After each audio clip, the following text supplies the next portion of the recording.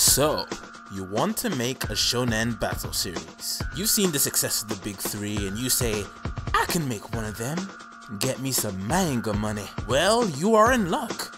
Just follow these steps and you can. Step 1! The premise. The premise should be simple. Just take an everyday myth or establishment and deviate from the origins of that establishment entirely. Ninjas? You mean headband-wearing magicians who don't wear anything that can conceal them from being spotted? Mafia members? Forget mob bosses or capos. What do you think this is, The Godfather? No. What you need is a wimpy loser and his entourage of well-dressed high school boys. And don't forget to make his mentor figure an assassin who was turned into a baby. Grim Reapers? You mean samurai Grim Reapers, who spend more time fighting wars against other Grim Reapers and the guys they're reaping than doing any Yes, that's how it should be. Pirates? No timbers shivering around here, mate. Just the adventures of Mr. Fantastic with a straw hat and his crew of a tri-wielding samurai, a money-hungry navigator, a flaming foot combat chef, and others I don't need to mention here. Chefs? You mean monster hunters who use their fists for ingredients? Try showing that on daytime TV, boys. Welcome to the real Hell's Kitchen. Exorcists? No, none of that screaming holy scriptures at a possessed body. What you want is a white-haired boy with a demonic arm fighting a fat clown. Or for a more modern example, the twin sons of the devil fighting against other devils. Logic. Step 2.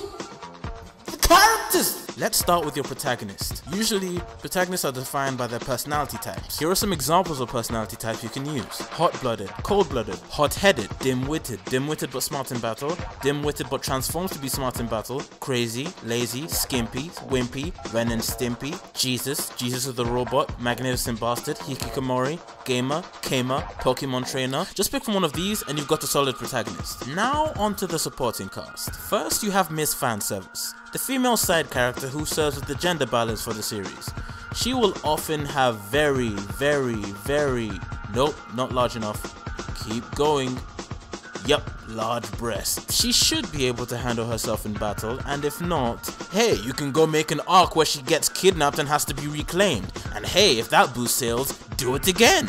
There's not really a rule against having more than one Miss Fanservice. Some have one, some have two, some try to balance out fetishes among girls, and one artist we all know and love has made a brothel-sized amount of them. God damn it, Kubo, I feel like I'm gonna have to make an episode only on you someday. Now this is important. Do not, I repeat, do not allow the Miss Fanservice to be involved romantically. Random jokes here and there, fine. Occasional confession met with outright ignorance of the protagonist, fine. Random ship teases to fuck with the fans, well fuck, I'll encourage that. But no romantic involvement. It is forbidden by the gods or something. Now let's move on to the punching bag. The punching bag is often a character who is met at the beginning of the series, or introduced in a fight with the main protagonist at some point. But basically they're the guy who's all like, I will fight you, and he might even be really strong in the first few arcs. He may even be the reason why the main protagonist has to become stronger. But after a while, after the power levels go beyond 9,000, after Bankai is achieved, after food honor is gained, this character will fall behind the rest and will no longer be able to pose a legitimate threat to anyone. Which is great because then you get to show them getting bitch slapped for the villains in the new arc. Now here's everyone's favorite, the rival. Now there isn't really a specific way to make a good rival. They have gone from being the protagonist's best friend, to being their long lost distant relative from a dead planet, to being the person the protagonist vows to defeat, but no matter their background, they always end up being the one who makes most of your money for you. Put all the cool design decisions that were too crazy for your main character into this guy. Make them as cool as possible. Put them in ambiguously dangerous situations which hint at them being stronger than the protagonist, and then come up with good reasons as to why they're not the main character. Or don't, it's Shounen. Step 3.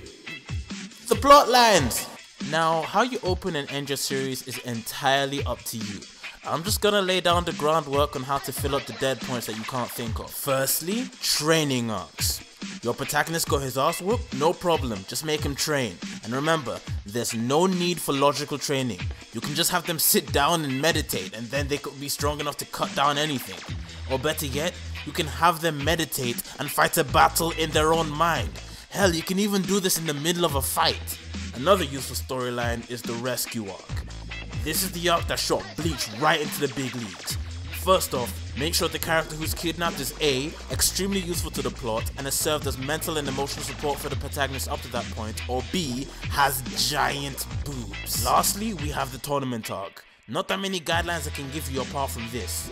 No one can win the tournament, and the tournament cannot, I repeat, cannot go uninterrupted. Step 4.